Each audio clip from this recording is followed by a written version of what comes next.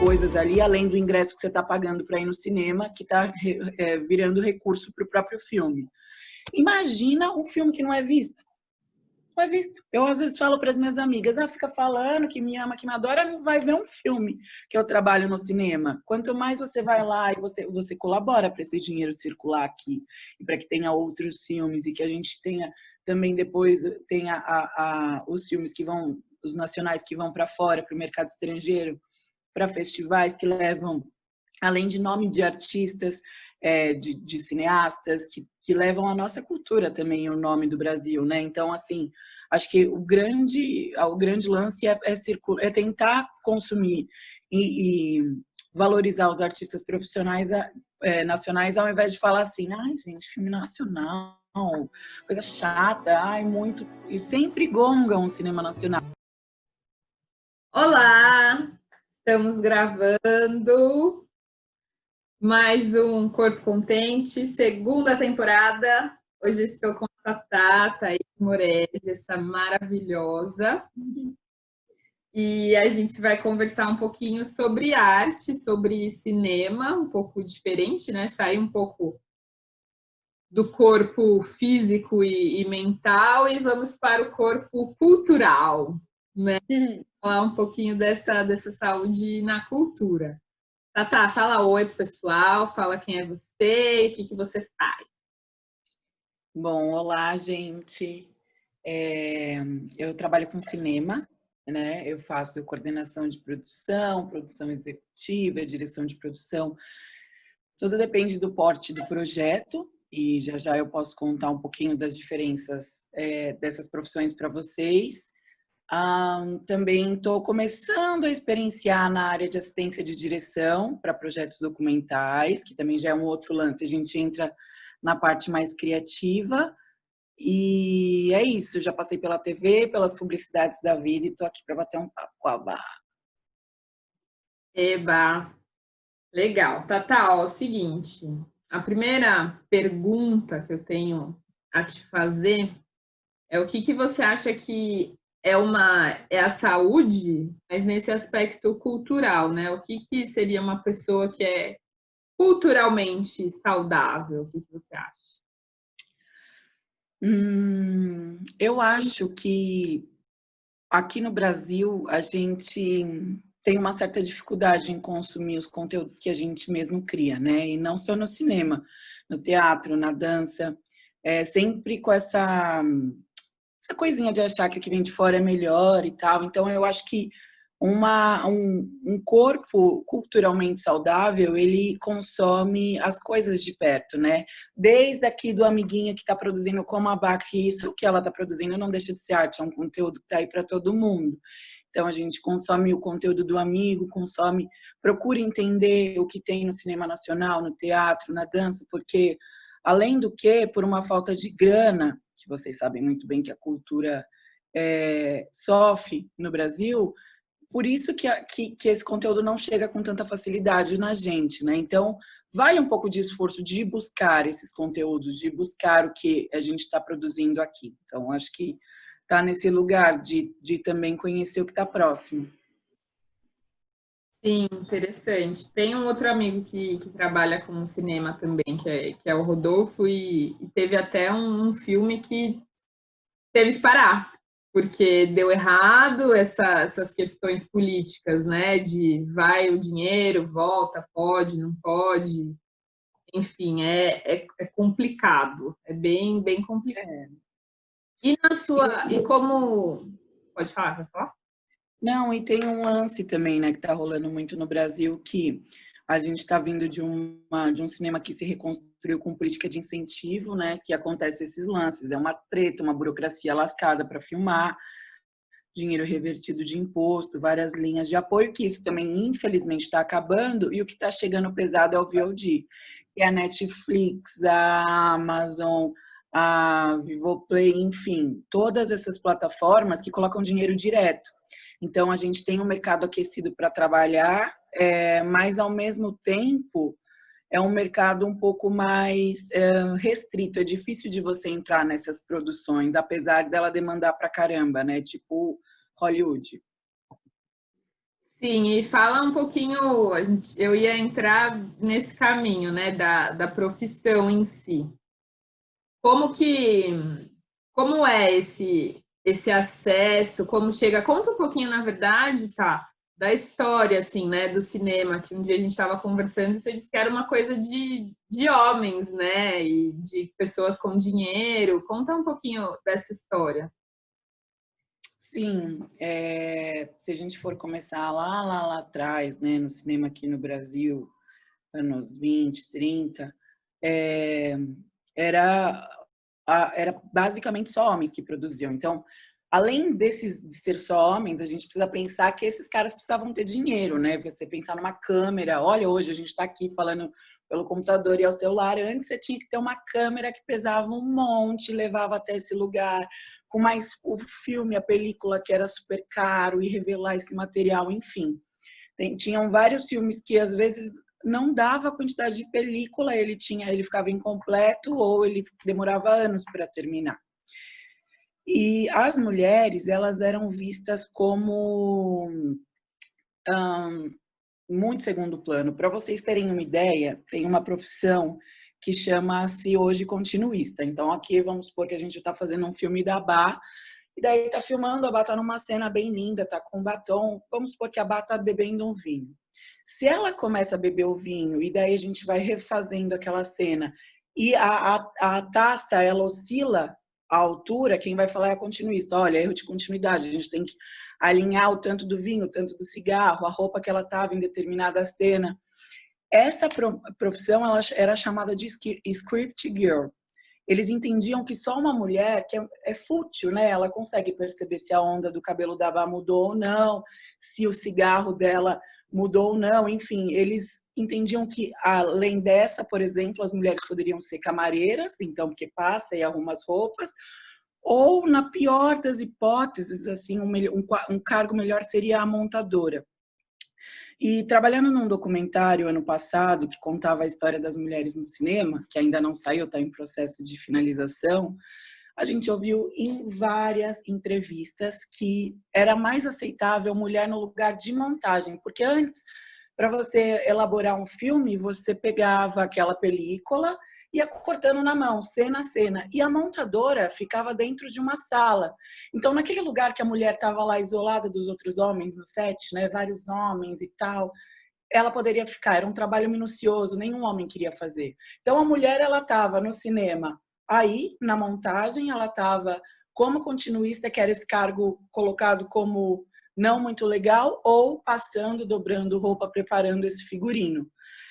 Para vocês entenderem o quanto era machista o cinema. Óbvio que nós temos mulheres, e muitas, inclusive no Brasil, que fizeram um movimento nos anos 30, nos anos 40, 50, 60, para conseguir produzir seus próprios filmes. Mas, assim, essas devem ter sofrido, a gente sofre até hoje, né?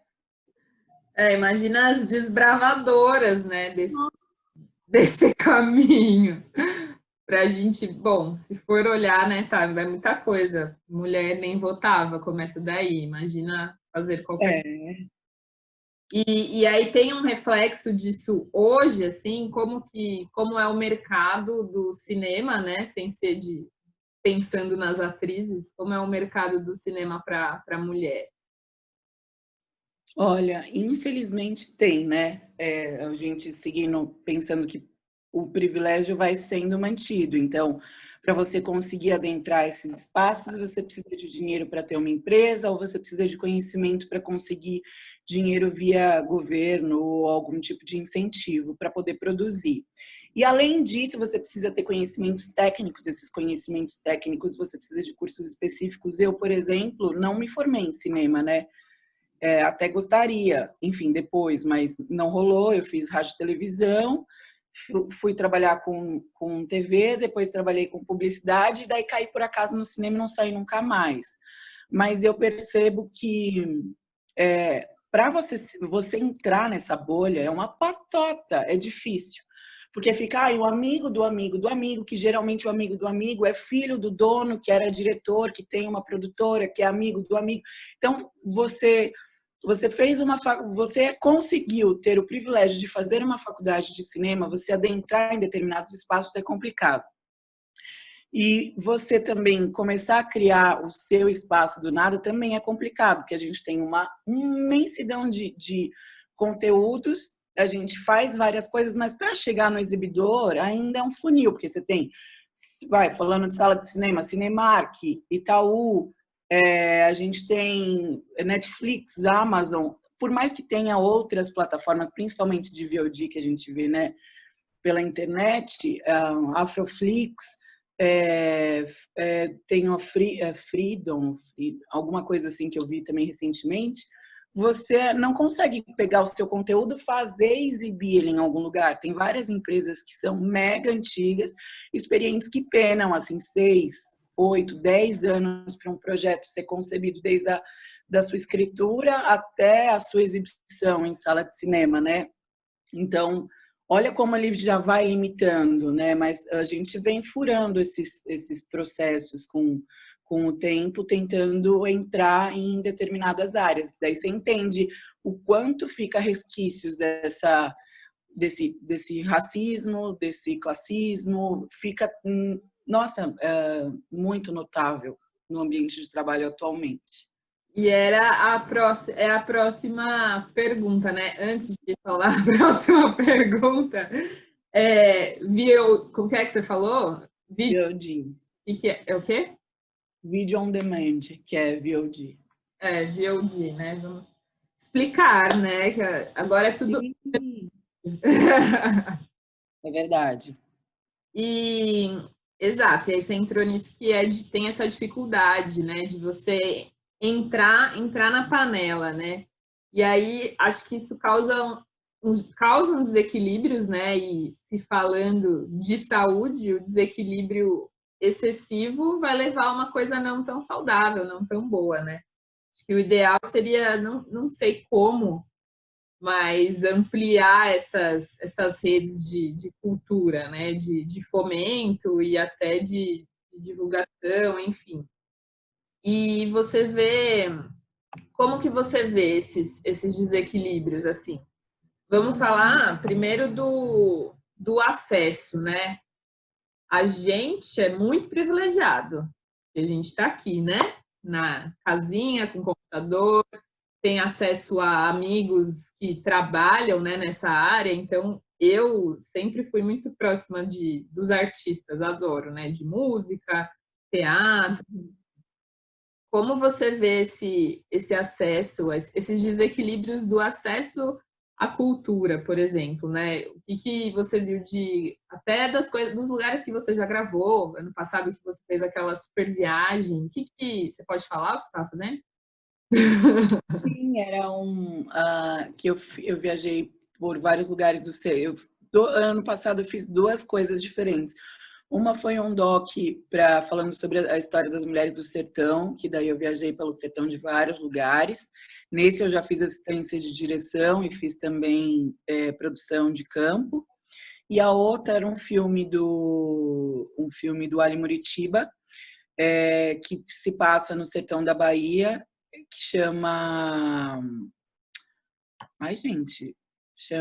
Me deu um branco no nome do filme, que ele também está em processo de finalização, ainda não lançou. Um filme de ficção chamado... É que ele mudou de nome no meio do processo, mas enfim, já eu lembro e eu conto.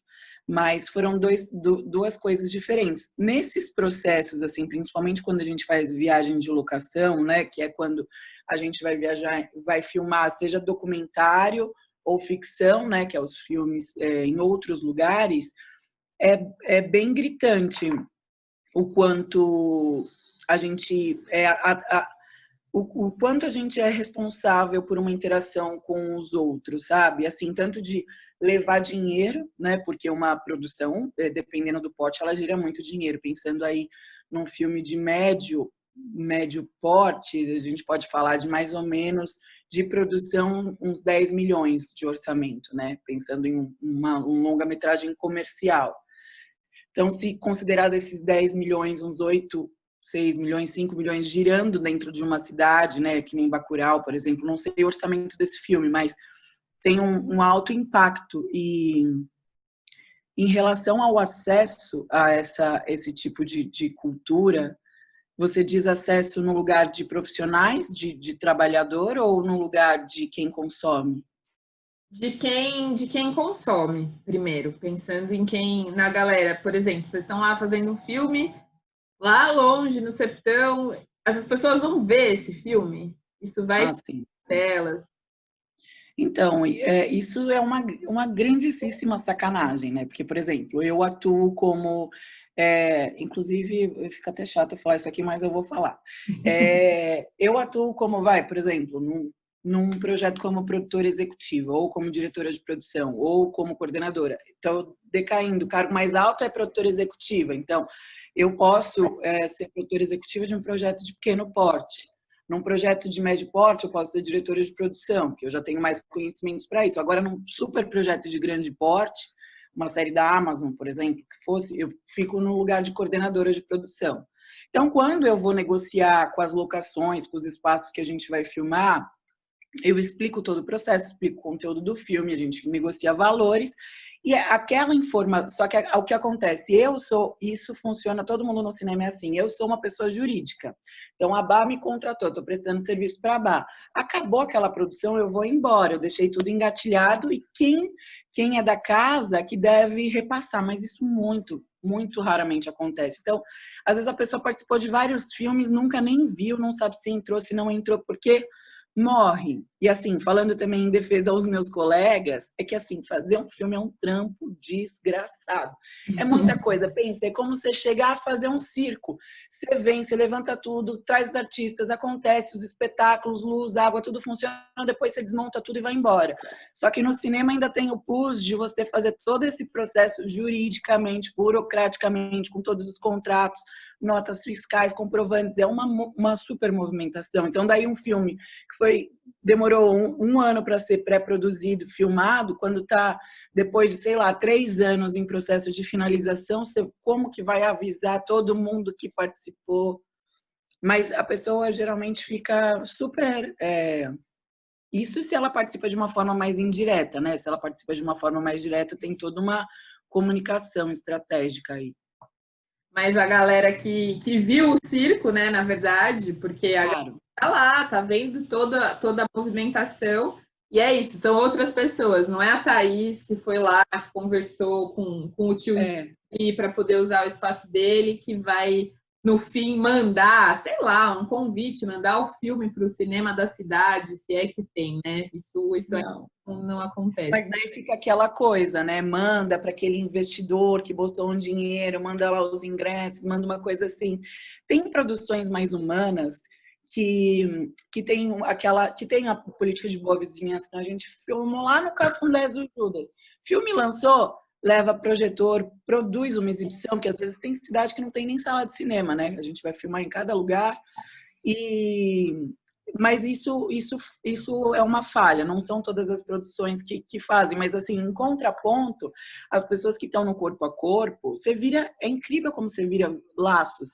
Você vai até aquele lugar, você se desprende. Um set de cinema, né, que é a filmagem, um dia de filmagem, infelizmente, hoje em dia, a gente tenta mudar, mas tem 12 horas. Então, pensa, para fazer um filme, cada dia que você filma 12 horas. Geralmente, você filma 5 ou 6 dias, de 12 horas cada dia, e para 1 dia ou 2 dias para folga. Um filme médio, você gasta aí umas 5, 6, 7, 8 semanas no máximo filmando. Imagina, você vendo essas pessoas toda hora, 12 horas do seu dia ali, e você acaba formando famílias em vários lugares, né? Isso é legal. Pena que não se espalhe tanto a cultura, né, para essa Sim. galera. Eles sabem que existe, vocês devem até inspirar sonhos, né, das pessoas que veem tudo aquilo e talvez queiram ser, né? Eu brinco que o projeto Corpo Contente está virando vocacional, né? Porque tem um monte de coisa que a gente nem sabe que existe, né? Todo mundo sabe, nem todo mundo lê todo mundo lá, lê as letrinhas miúdas do cinema para saber o tipo de profissão que tem. né, em diversas áreas, assim. E quanto a trabalho, vocês levam também trabalho, né, para essas pessoas? Vocês contratam pessoas locais?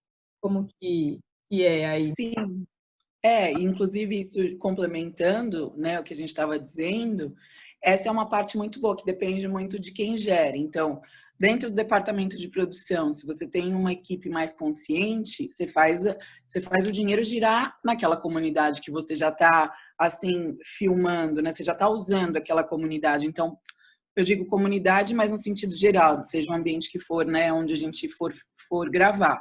Mas, por exemplo, eu trabalhei num curta-metragem chamado Vaca Profana, do René Guerra, e a gente filmou na Ocupação Mauá. Então, Ocupação Mauá, estamos pagando, obviamente, o aluguel para filmar nesse espaço. Combinamos um aluguel e o aluguel está sendo pago para filmar ali. A gente fecha a alimentação dali, em vez de trazer uma empresa de fora, a titia que cozinha. Ah, então vamos alugar os objetos do pessoal de lá, e daí você vai fazendo convenções para que todo mundo ganhe com aquela produção. Então, só que daí nesse filme, por exemplo, a gente já fez oficina de atriz, em contrapartida, sabe? Ensina as crianças.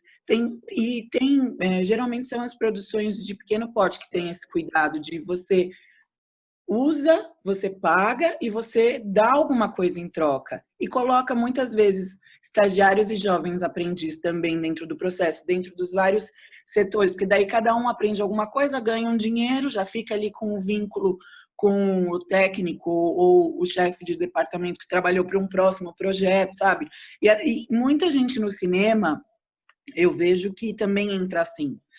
Acaba, apareceu do nada, entrou, fez um bico, e daí já começou a conhecer gente, daí vai, né? Você não para mais. Você entrou e vai que vai. Sim, sempre o mais complicado, né? Não, o mais desafiador é o que a gente falou um pouco antes, né? Que é furar a panela. Uma vez que você conseguiu, né, de alguma forma entrar e se comunicar bem, se relacionar bem, vai rolando o QI, né? Do que indica. E aí sempre de alguém e a gente vai realmente fazendo essa rede, né? E como você acha que as pessoas que não trabalham, né, nessa área, como nós, pessoas espectadores, como as pessoas em geral podem tomar um pouco mais de consciência e ajudar, né, esse meio a ser melhor assim para todo mundo, mais visto? Não sei. O que você acha assim, da população mesmo? Eu acho que é o grande lance de buscar e consumir o que a gente produz, porque além das 1000 vaquinhas que tem, né, vários projetos que tem vaquinha, quem pode pagar, paga, colabora, mas assim, a visualização já é maravilhoso, né? Você e o compartilhamento, você fazer com que aquele projeto seja visto, seja ele do segmento que for. Por exemplo, no final do ano teve um caso super emblemático aí dos Vingadores. Estava no cinema o filme da Júlia Rezende, aqueles que eles viajam no navio, gente, como é que chama? Meu Passado Me Condena 3, se eu não me engano, algo do tipo. Que bombou no cinema e a gente tem uma cota de tela. Então, por exemplo, por isso que tem filme que começa na sala de cinema e depois ele some, porque não está indo gente suficiente, eles vão lá e cortam. Só que para eles não cortarem, porque, por exemplo, chega um filme da gringa, daí eles compram X salas, quando vê tá todo mundo passando Homem-Aranha, por exemplo, Homem-Aranha, e os filmes nacionais. Porque a cota de tela. Então, o filme nacional não viu até X número, tira e coloca o filme gringo. E no caso desse filme do final do ano passado não, de 2018, esse filme da Júlia Rezende, ele alcançou a cota de tela e mesmo assim veio Os Vingadores. Mas ele era tanto dinheiro que eles tiraram, descumprindo uma lei, e colocaram um filme americano. Então, a falta, por mais que esse filme, para vocês entenderem, um filme que estava batendo a cota e que estava sendo visto, ele foi tirado assim, como se nada, na Ancine, ainda falaram, mas assim, ficou por isso. E isso faz perder uma grana, porque tem, enfim, várias coisas ali, além do ingresso que você está pagando para ir no cinema, que está virando recurso para o próprio filme. Imagina um filme que não é visto. Não é visto. Eu, às vezes, falo para as minhas amigas, fica falando que me ama, que me adora, não vai ver um filme que eu trabalho no cinema. Quanto mais você vai lá e você colabora para esse dinheiro circular aqui, e para que tenha outros filmes, e que a gente tenha também depois tenha os filmes que vão, os nacionais que vão para fora, para o mercado estrangeiro, para festivais que levam, além de nome de artistas, de cineastas, que levam a nossa cultura também, o nome do Brasil, né? Então, assim, acho que o grande lance é tentar consumir e valorizar os artistas profissionais nacionais, ao invés de falar assim, ai, gente, filme nacional, coisa chata, ai, muito... E sempre gongam o cinema nacional, assim. Não, e sem nem dar uma chance, né? E você sabe, né, o porquê existe uma teoria, sei lá, que explique por que os filmes, mais vistos, assim, brasileiros, tem dois tipos, né, de filme que eu sei que passou no cinema. Essas comédias, tipo, pastelão, que é um pastelão, né? Então, Total. Hã? Total. Essas comédias ou filme super estereotipadaço, assim, do Brasil, né? Que é o Sertão, ou é o... Três tipos. Falei dois, mas são três. É o Crime, o Sertão e a comédia. São os filmes que as pessoas veem, brasileiros.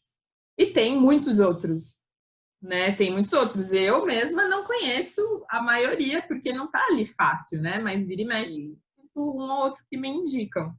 Mas por que isso acontece, sabe? Bom, falando de achismo total, de coisas que eu já li, né, porque eu não sou uma pesquisadora da área, que fique claro, mas eu sou uma consumidora e trabalho.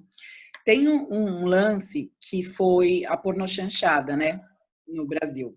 Então, não sei se todo mundo sabe, pornochanchada é uma época, sei lá, deve ser anos 70, 80, por aí, onde tinha muitos filmes que eles tinham essa coisa do sexo mais aberto ali, pá. E nessa época também, logo depois, a gente começou a ter censura, então era uma coisa meio bizarra, porque tinham filmes com questões políticas que eles só conseguiam passar pela censura se eles fossem pornochanchada e tivessem pornografia.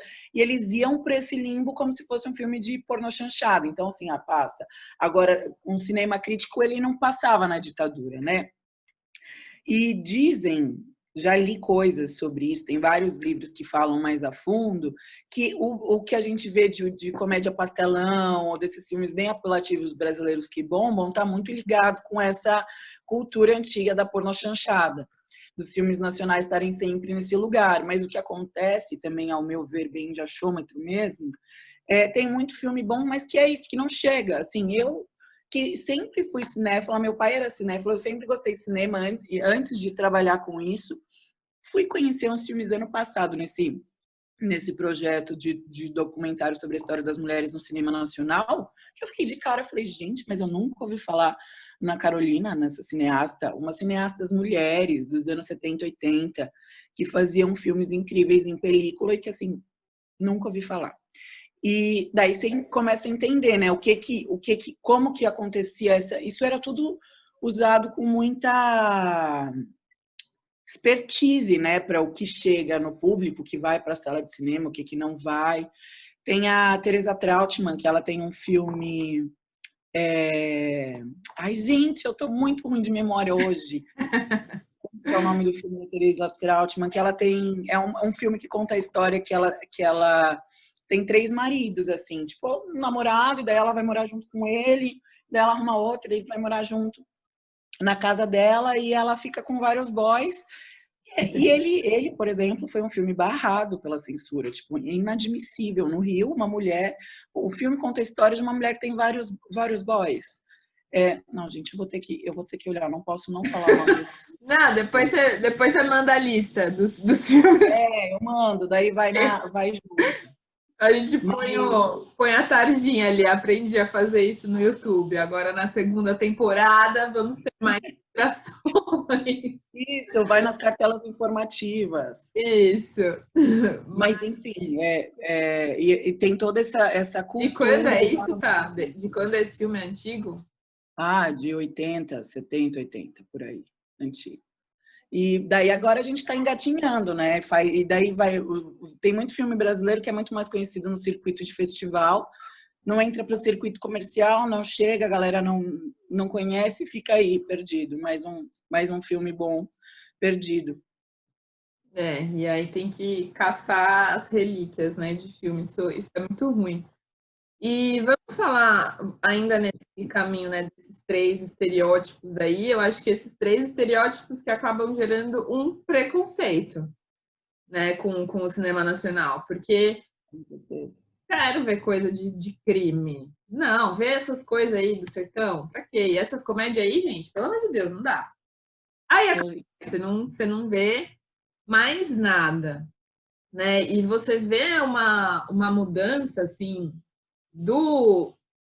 das produções, né? Você vê uma evolução das produções quanto ao tipo de filme e quanto a essa questão de preconceito, vamos ampliar, vai não só do tipo do filme, mas estereótipos dos personagens dos filmes, né? De mulheres, de negros, enfim, preconceitos em geral. Você vê uma mudança acontecendo na linha do cinema ou continuamos com os estereótipos clássicos?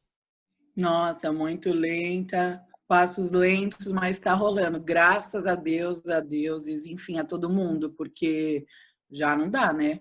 E eu acho que tem dois momentos muito curiosos, assim, que primeiro, sei lá, por exemplo, falando um pouco de equipe antes da gente entrar em conteúdo narrativo de fato das histórias. A função que eu faço hoje em dia, quando eu comecei a trabalhar, a estagiar no cinema, tipo, há 10 anos atrás, eu nunca imaginei que eu pudesse fazer.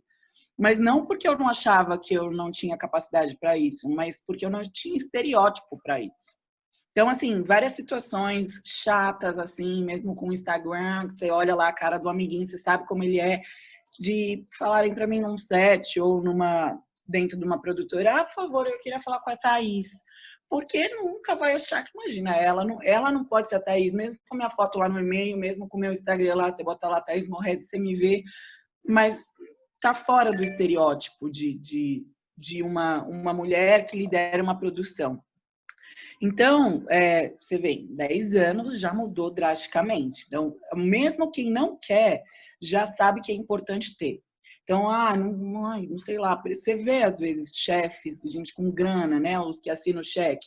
Não pode não gostar de gay, pode não gostar de preto, mas sabe que tem que ter. Daí ainda fica meio na política de cota, enfia lá um preto, enfia lá gay, enfia lá galera da periferia, às vezes tem, já vi projetos que coloca de ter que ter um homem ou uma mulher trans em cada departamento.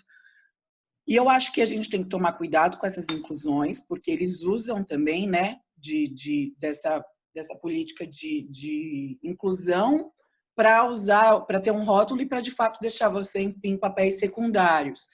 Mas eu acho que da mesma maneira que a gente pode ser usado, a gente tem que usar essas oportunidades, adentrar determinados espaços e exigir determinadas coisas. Então, tem aí um lugar importante.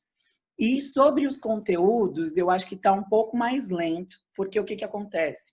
O lance do cinema da grana, que a gente falou lá atrás, é tipo, ela fica na alta cúpula, né? Então, são as mesmas pessoas que criam, tanto que tem. Eu já vi matérias que falam sobre a falta de profundidade em alguns. Não posso generalizar porque tem obras maravilhosas, mas em alguns projetos brasileiros, pela falta de vivência dos roteiristas. Então, tipo, quem escreve tem grana, daí faz uma faculdade, daí vai para Cuba, que é uma das melhores escolas de cinema, e fica lá pirando, faz coisas não desmerecendo, mas assim, não tem uma vivência de pensar em coisas a partir de situações que vivenciou, que viu, né? Está muito pautada numa criatividade de puro ócio, né?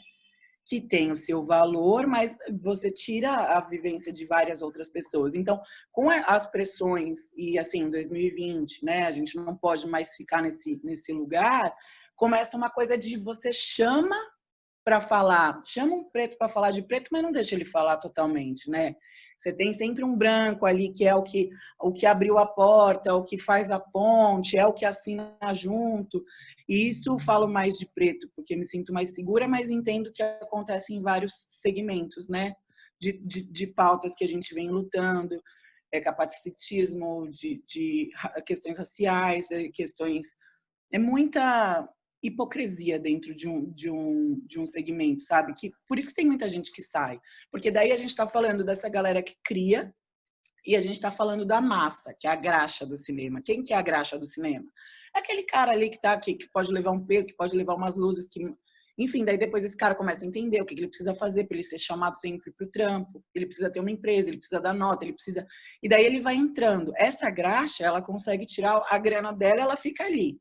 Agora, se você quer ir para as cabeças, você quer ir para criar, quer ir para conduzir, aí se prepara que o estômago precisa ser forte, assim, sabe? Mas eu acho importante. Hoje mesmo eu conversei mais cedo com uma amiga que está na associação de um segmento do cinema e ela estava falando que ia ter uma reunião e que queria trazer pautas mais inclusivas. Porque é isso, se você não adentra e não exige, não vai... Nossa, passos mais lentos ainda. Não, e o que você falou? O negócio chama graxa.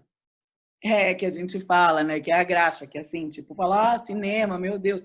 Mas a galera do pesado mesmo, assim, tipo, que faz o show acontecer, porque uma coisa é você escrever, idealizar, pensar numa luz, mas o cara que mete a luz, o cara que sobe a luz, o cara que arruma o cenário, o peso pesado, sabe? Que faz o transporte, a produção, que às vezes fica horas, e é voo, e é aeroporto, e é hotel, e é equipamento, e é seguro, é 1 milhão de assuntos. Essa galera mesmo, essa é aquela que não sobe no palco, nos festivais, vai lá tapete vermelho.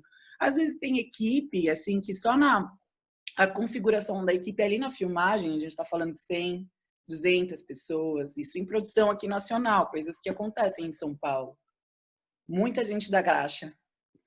Não, e é até, sei lá, a graxa, você pensa uma coisa meio até, tipo, meio suja, meio uma ralé, assim, né? Nem sei o que significa ralé, eu tô atento ao significado das palavras, mas é muito resquício de muita coisa, né? Muita coisa Muito. histórica, né? Essa questão de escravidão, de liberdade que não é liberdade, de ter serviços secundários sempre, né? Tá, e é isso que você falou, se você quer subir, se você quer chegar, vai ter que engolir muito sapo e talvez ainda não conseguir, né? Infelizmente, ainda tem, né? Teve esse movimento todo aí de Black Lives Matter, que na estreia, né, do projeto, e, e que é uma coisa que a gente não olha, né? Não que não olhe, as pessoas não olham, não param para olhar profundamente, né? Olhar com profundidade e ver que é muito enraizado desde sempre, né? E aí tem toda aquela questão de que se você quer chegar, se você quer ser bom, você tem que ser 150% para conseguir competir com uma pessoa branca que é 80%, né? Para você estar lá na competição e não necessariamente você vai ganhar. Isso está mudando, espero eu que continue a melhorar, né? Que a gente siga num caminho de melhorar isso. Mas é isso, né, tá? É o que rola, não tem muito jeito. O que você acha? É estrutural, né? E enfim, é uma pena, eu fico perplexa, assim, é um assunto que eu sempre pensei, e daí eu acho que vai passando o tempo, a gente vai se entendendo melhor dentro dessas pautas, vai entendendo melhor sobre quem somos, de onde viemos, mas as coisas são gritantes, e eu tenho a sensação que quanto mais a gente adentra nas artes, fica muito evidente algumas coisas, assim, porque é como se você precisa de uma cumprir determinados requisitos para entrar nesse campo, né? Então, assim, é escroto mesmo, é muito triste. Sim, eu lembrei agora que uma amiga minha, a Marília, a Mantu, ela postou um. Você conhece a Marília, né? Acho que conheço. Amiga da Carla, ela fez cursinho com a gente. E ela estudou na escola, na escola, na faculdade Célia Helena de teatro, né? De formação de atores e tal. E dentro desse movimento todo, rolou uma movimentação de onde estão os pretos no Célia Helena. Porque não tem esse acesso. E são pouquíssimas as pessoas que conseguem entrar e ter a grana para pagar. E aí, dessas, as que continuam são pouquíssimas. Ela falou que eles conseguiram para essa campanha, tipo, 15 pessoas. Não lembro se foram 15, se foram 30, mas num espaço de 15 anos, de 20 anos. Né? Então, acho que o acesso, e isso que você falou de ter as políticas de inclusão, é um negócio muito necessário, porque não está todo mundo no mesmo lugar, né? Eu até vou conversar sobre a meritocracia com o Everton, eu acho, porque não O existe. Everton, psicólogo? Não, o Everton, advogado, break. Ah, sei, o Everton, sim, que legal. E aí não existe, né, a meritocracia. Então, é realmente preciso ser compulsório. Não tem jeito. Tem que começar de algum lugar, né? As pessoas não saem do mesmo ponto. Então, E fazendo um adendo, que eu acho importante, que hoje eu até falei com essa minha amiga, não adianta só você fazer essa política de inclusão, você fazer alguma maneira para incluir, porque além das coisas práticas, às vezes, por exemplo, cinema, entrando no contexto, você tem 12 horas de set lá, que enfim, a gente está tentando via sindicato, via as associações mudar essa merda, porque é inadmissível se você trabalha 12 horas só filmando, até você chegar, tomar um café, você ir embora, é muito tempo, né? Além, se você mora muito longe, nas periferias, você se deslocar para um set com horários assim tão gigantes, você ter um computador bom, você ter conhecimento de inglês, são várias expertises que se cobra que ela por si só já peneira, entende? Então, se você bota alguém lá, porque a inclusão, e daí a pessoa fica lá. Eu mesmo falo porque eu tomei muito no cu, falando português claro. Eu fui muito explorada, eu fui muito tirada, eu fui muito diminuída. Várias coisas tristes que me fazem ser um pouco mais esperta hoje em dia, mas me faz também querer que ninguém passe por isso, porque é horrível. Então, acho que precisa pensar na inclusão e na permanência. Como que você dá condição para que aquele jovem aprendiz entre? E para se caso ele não tenha feito cinema, se ele tenha feito um curso Criar, por exemplo, que é um curso que tem cinema, que é aberto para uma galera mais abrangente, como que você faz para fazer esse jovem conseguir ficar ali nessa estrutura que por si só já é opressora e que muitas vezes agora está melhorando, mas ela não te dá nem a possibilidade de questionar. O cinema, inclusive, ele tem umas características muito militares, assim. A estrutura do cinema que a gente trabalha até hoje, salvo assim, poucos lugares que fazem uma coisa experimental diferente, ela é pautada no cinema dos anos 50. Enfim, entendo, funciona, reproduz. Mas é uma parada assim militar, você ser o chefe, daí o outro chefe, daí é uma cadeia. Então, se você adentra aquele ambiente totalmente militar e você não tem muita condição de tirar dúvidas, você não pode errar. Então, daí vem aquela pessoa que se forma na FAP, por exemplo, que fez vários cursos, que já viajou para o exterior, já fez um curso em Cuba, já passou ali pela escola lá na Espanha, vem toda capacitada com um super MacBook que aguenta qualquer tipo de programa e ela faz 1000 coisas, ela faz e acontece no seu primeiro trabalho, ela tem um carro onde ela consegue sair tarde do set, chegar cedo, independente do que for que aconteça. Se propuserem para ela que ela trabalhe de graça, para ela conseguir acessar certas pessoas, ela pode, porque ela tem grana para pagar o aluguel dela na Vila Madalena, entende? Então, você precisa criar condições para que esse jovem consiga, senão é assim, muita terapia depois para poder resolver. Terapia a gente tem um monte aqui para oferecer um leque. Estou super acompanhando.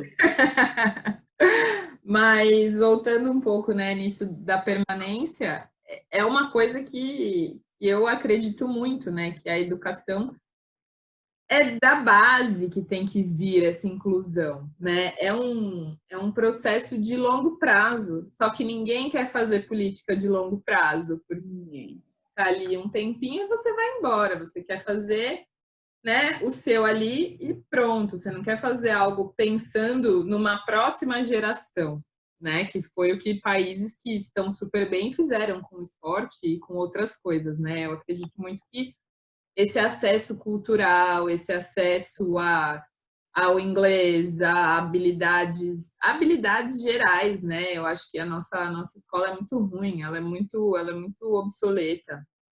Espero que isso melhore um pouco, até no sentido vocacional da coisa. Eu falo que o projeto acaba virando um pouco vocacional por isso. Porque tem gente que não sabe que muita coisa existe. E eu tô falando de coisas diferentes. Tem coisas mais básicas que as pessoas não têm noção que isso existe, né? Então, é muito esse caminho aí de luta, né, tá? Muito. De tentar fazer a nossa parte para ir ajudando quem a gente consegue. E me fala um pouquinho nesse seu caminho aí, que você que é muita terapia, né, para conseguir se equilibrar. O que você acha que é o contentamento, né? O que é chegar num ponto ideal da profissão, conseguir cuidar da sua saúde, conseguir cuidar de você? O que você acha que é preciso para chegar nesse lugar aí? Eu acho que para ter um corpo contente, né, aí dentro de tudo isso, primeiro, né, a gente precisa, enfim, tem uma coisa que eu não falei, mas eu acho importante e acho que tem tudo a ver com isso, que a gente precisa sempre, quando adentra esses espaços que eles são opressores e desconfortáveis de cara, lembrar quem a gente é, lembrar o porquê que a gente está ali, para que a gente não se passe e não acabe tendo prejuízo tanto na saúde emocional quanto na física, porque assim, falo por mim e por minhas amigas da mesma geração, é um clássico. Um clássico. Então, eu acho que sempre saber o nosso propósito e colocar determinados limites, porque o trabalho, independente da área, ele nunca é tudo, né? Então, eu acho que quando você consegue delimitar certos espaços, por mais que em alguns momentos você esteja mais dedicado em algum projeto, em alguma missão, em alguma questão, lembrar muito das questões físicas, das questões... Eu, por exemplo, uma coisa bizarra, teve uma época que eu adquiri incontinência urinária, eu fiquei putíssima, eu falei assim, o que tá de errado? Eu sou nova, tá tudo bem com o meu corpo, como eu fiquei com incontinência urinária? Cara, eu fazia muito set, ficava muitas horas filmando, você não pode ir no banheiro, eu ficava segurando xixi. O médico me explicou que depois de um tempo, se você segura muito xixi, o seu corpo para de mandar aviso, então, incontinência. Daí tive que fazer um puta processo. Hoje, graças a Deus, eu voltei a ter controle do meu próprio corpo. Mas assim, como eu posso pensar que o meu trabalho é mais importante que meu corpo naquele momento, e isso vira uma coisa rotineira e passa meses e anos, e depois você vai só colhendo, né, as consequências daquilo. Então, eu acho que tem que ter sempre essa comunhão entre as coisas, né, entre a nossa cabeça, entre os nossos desejos e entre o nosso corpo físico, para poder estar aí numa tá vivão, de uma forma mais segura e completa, né? Sim, com certeza.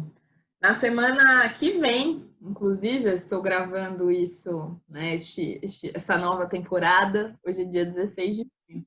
Na semana que vem, vai ter, a entrevista vai ser sobre a saúde da mulher, sexualidade e saúde da mulher, e a Ju fala um pouquinho sobre essas coisas, né, de incontinência urinária e tal. Então, Que legal. você. E quem ainda não viu, né? Quem está vendo esse vídeo no futuro e ainda não viu a entrevista, veja a entrevista com a Ju, mulheres e homens também, porque foi bem, bem legal, bem, bem explicativa, assim. Aprendi até a fazer xixi do jeito certo, sabia? Nossa, quero ver. Né, tá, às vezes a gente se perde, né? O que acontece é isso, nessa loucura que a gente vive, a gente acaba se perdendo de si. E a ideia também é essa, de provocar as pessoas a se olharem, a falar, nossa, será que eu estou trabalhando demais? Será que eu não estou olhando para mim? Antes de chegar nesse ponto, né? Antes de ter um problema, antes de ter uma dificuldade. Eu acho que é essa consciência que a gente tem que ter, né? A prevenção sempre foi a coisa que eu mais gostei, assim, na fisioterapia, né? A promoção e a prevenção em saúde. Porque a gente tem que se cuidar, senão a gente não consegue fazer nada, né? Se a gente não estiver bem, a gente não vai conseguir trabalhar. Então, não adianta ficar se matando. Claro, tem momentos que tudo bem trabalhar um pouco mais, mas isso não pode ser o normal, né? O seu regular, você nunca comer direito, você nunca ter tempo para você. Então, isso é muito importante. E você está próxima disso, dona Thaís? Como é que tá? Você considera que tem um corpo contente hoje? Como está a sua relação com você? Olha, ela oscila muito, né? E hoje mesmo eu estava pensando sobre isso. Eu acho que faz parte do show, né? A gente ficar assim, mas eu tento manter uma constância. A quarentena está me ajudando muito nesse ponto, porque acho que é a primeira vez que eu tô trabalhando só de casa, então freela, né? Tem um projeto que eu estou trabalhando e eu fico aqui, e daí eu consigo cozinhar, eu consigo me olhar melhor. E até sinto que parece que estou me conhecendo um pouco mais nesse processo, né?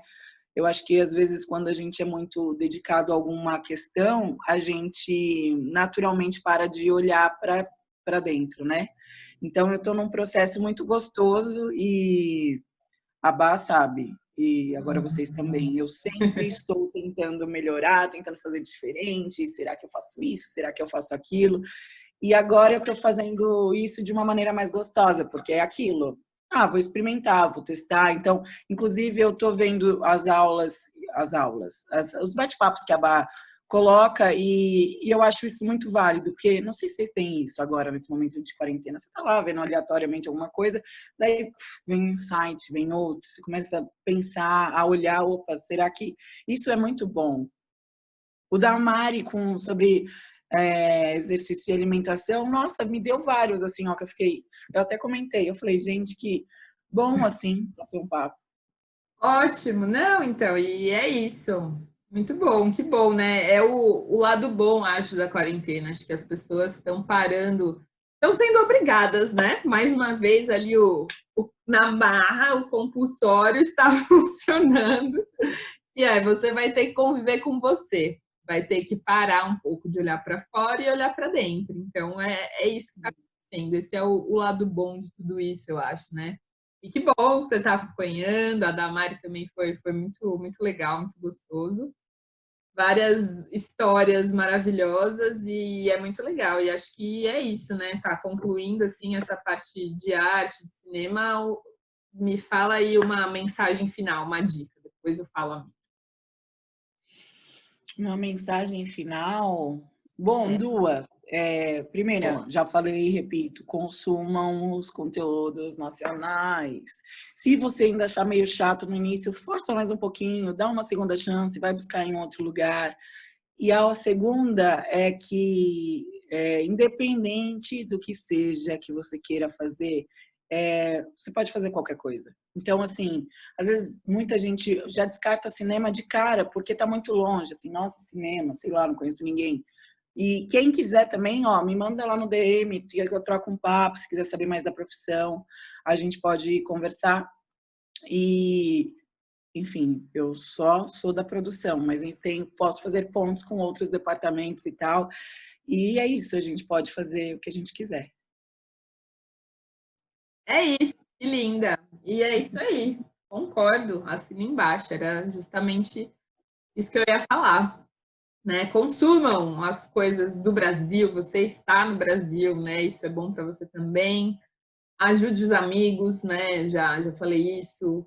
Pô, vai lá, dá uma força, curte, compartilha, né? Não precisa dar dinheiro. Se inscreve no canal, descobrir que precisa, gente, se inscrevam no canal Corpo Contente, porque tem coisas no YouTube, né, que só rola se tem mais de 1.000 seguidores, enfim, mais de 1.000 inscritos. E maravilhoso o que você falou, tá? A gente pode fazer qualquer coisa, qualquer coisa. Já estamos manifestando, usando os aprendizados do Theta Healing também, que a gente pode qualquer coisa.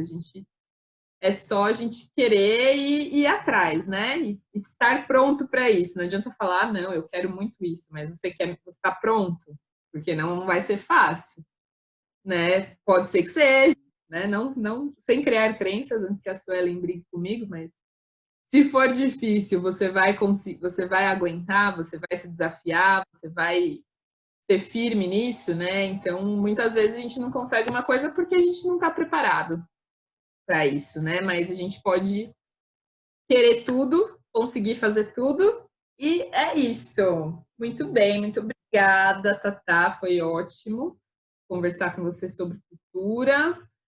Pessoal, se inscreva no canal, Tatá. Beijos, eu vou desligar aqui e você. Tchau, gente.